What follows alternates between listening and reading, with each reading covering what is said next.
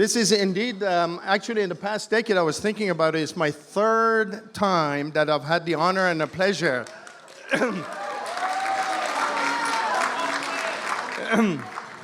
of having this unpaid and underappreciated job, but we're going to make the best of it.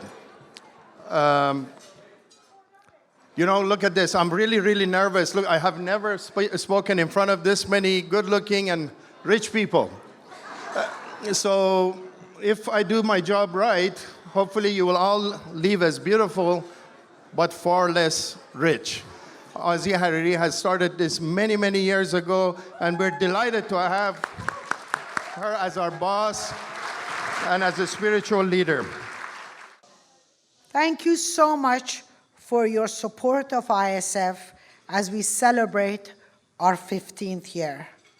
Our mission remains the same, providing college scholarships for talented, academically gifted Iranian American students who demonstrate financial need. A mind is a terrible thing to waste. Yes, this is a cliche, but nevertheless, the truth. We are all here tonight because we believe that. Because we believe that kids who are committed and dedicated to get ahead should have the opportunity, the privilege to study, that they should be rewarded for their hard work by going to the college that they earned, not merely the college that their parents can afford. That they should have the chance to study and do extra research in college that will propel them to a better graduate school and career. Happily, this goal has resonated with many of you, fueling the growth of ISF and allowing us to support more and more students each year. We have provided 270 students scholarship in the past 15 years.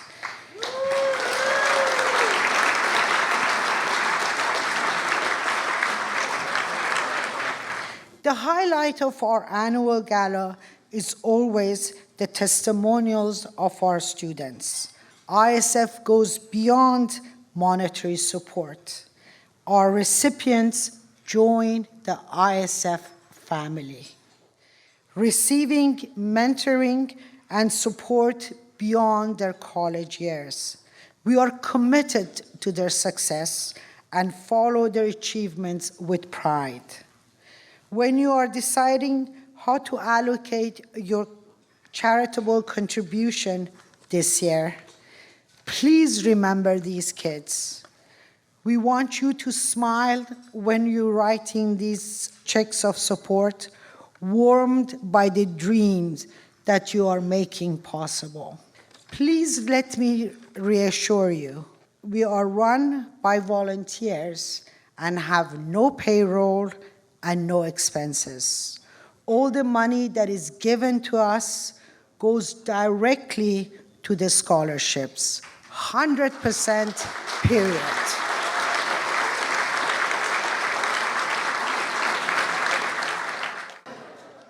My name is Nadia Farjoud, and I'm a proud Iranian scholarship recipient. In the second semester of my senior year at Harvard, just after I turned in my final course selections, I came across a staggering statistic.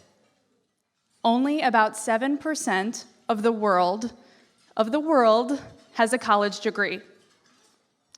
There I was, a few months away from graduating from a fancy school with a tremendous amount of privilege. And I thought to myself, how did I get here? How was I a lucky part of that 7%? To be honest, I was fortunate enough to have typed Iranian scholarship into Google. So thank you, Google. I realized that one of the key reasons I was in that position with the doors of the world open to me was because of my fairy godmother, Mrs. Hariri.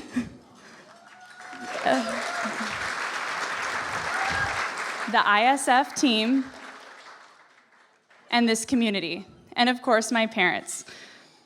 Most importantly, I promise to use my education to improve our political system, to advance gender equality, and elevate the voices of Iranian Americans and their contributions however I could.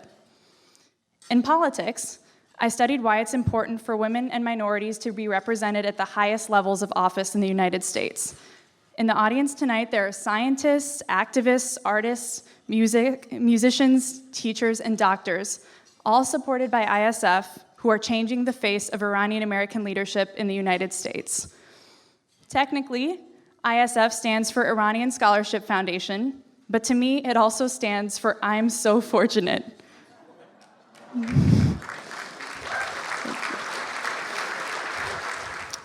Your being here is a testament to your belief in educating the next generation of Iranian American leaders, from our communities, to our companies, to our classrooms, and hopefully someday to Congress. Thank you for being champions of Iranian American excellence. Thank you. Salam bar hamagi. Greetings to the esteemed members of the Bay Area Iranian community. My name is Salar Deldar. It's a pleasure to meet all of you. And I was a ISF first generation scholarship recipient from the years 2002 to 2005. I was thinking last night I should kind of say something more than my first story, because I kind of told this first story and I thought about when did I actually first tell my ISF story, and that was when we had our first gala. It wasn't really even a gala. I would say it was, more modest, smaller community dinner at the Cupertino Community Center. We didn't have other MCs or anything. Lili Sarafan and myself kind of co-MC'd this event with a lot of nice members of the community. And I remember in the back room, and I don't actually know if he remembers, I don't know if Behnam is here, or Behnam's here somewhere there. So he probably doesn't remember this, but I remember when we were in the back room and all the other scholars, there's only 10 of us at that time, kind of the first generation, he kind of took us aside. We were all excited and we were all telling our story and getting prepped, and we were all little college students. Probably first time on the stage, and Behnam told us, I'm very, very proud of every single one of you, but I want you to know that tonight you were part of something that's bigger than yourself. And I was, we were kind of like, oh wow, that's a statement. Like, that was pretty interesting. So it kind of just, I don't know, I didn't really think much about it, and I don't know if anyone else really did, but I kind of just thought about that in reflection last night, and he was right, because really, I think it was ISF, as is now known, is probably the first significant venture and movement of philanthropy and higher education in our community. And that's something special and something big. I mean, it's a big one. There were small scholarships here and there, but this was big. This was a sizable group of scholars. So then I started thinking back to, let me think about the other first generation ISF scholars, because we were a tight-knit group. There were like 10 of us, sometimes 12, but over the years, the 3 years that I had the scholarship, we're now not students anymore. We're not undergrads anymore. So I looked back and I've been in touch with a lot of them, and through Facebook, other things.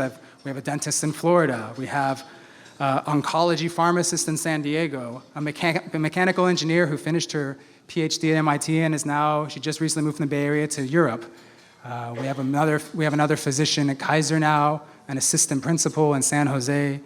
I have a good friend who was in Oregon who became a director for Teach for America and then Teach for India, and now he's in NYU Law School. I have another friend who became an architect, and then she had all this other entrepreneurial spirit, and she created the first podcast to teach Farsi to non-Farsi speakers, non-native speakers, and it was like the first one, and it's quite popular now. This was several years ago. And of course, we have a home healthcare COO, startup guru in the audience as well. I'm forever indebted and grateful to the foundation and its donors, not only for their support in my education at a time of great need, but also for the sense of community they instilled in me at such an impressionable age. Or perhaps I'm really just honestly grateful for, as Dr. Tabrizi stated, being given the opportunity to be a part of something that was bigger than myself. Thank you.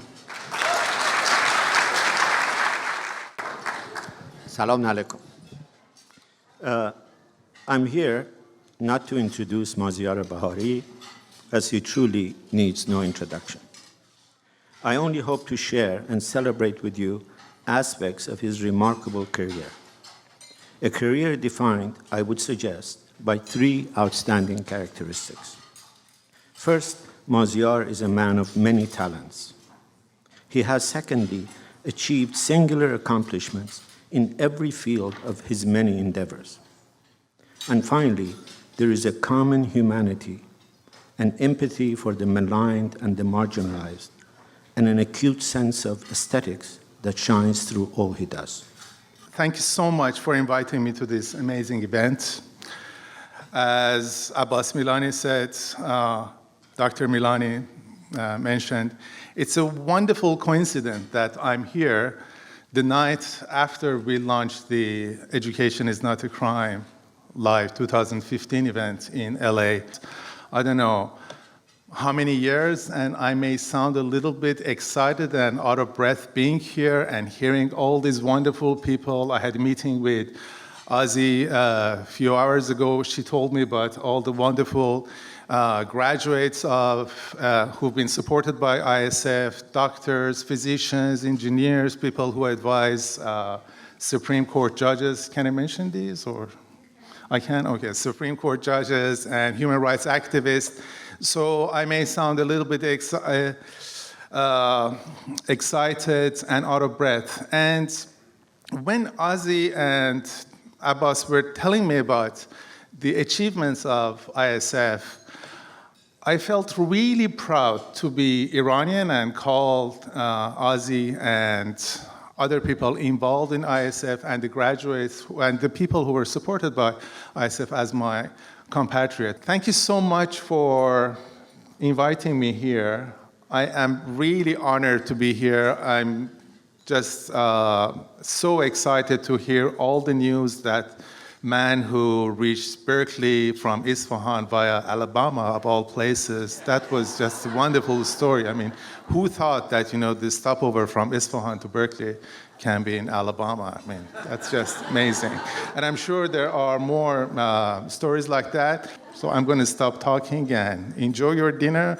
I'll be here if you want to ask me about Jon Stewart's dietary habits, his shoe size, very small, whatever question you have, and I'll be here. I'll be happy to answer questions. Thank you.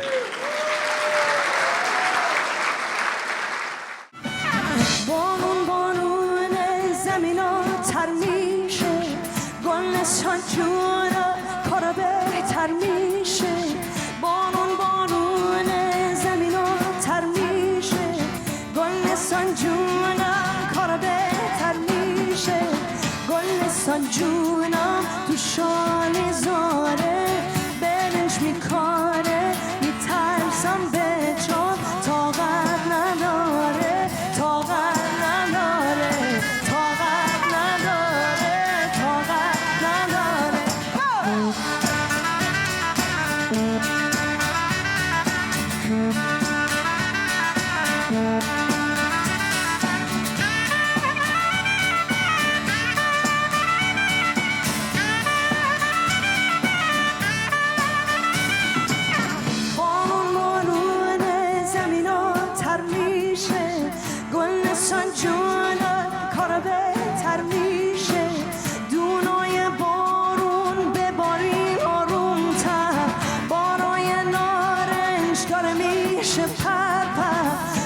سای منو میدن به شوهر خدای مهربون تو این زمستون یا منو بکش یا اونو نستون یا منو بکش یا